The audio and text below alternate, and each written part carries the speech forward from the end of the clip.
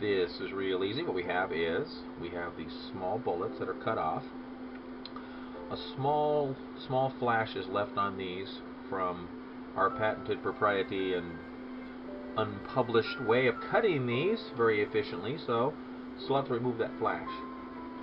So I clamp the flash in the here, and I clamp it down in the toggle lock. Just take regular flush cutting pliers, and they're gone. Like that. Real easy, simple tools, simple methods of taking care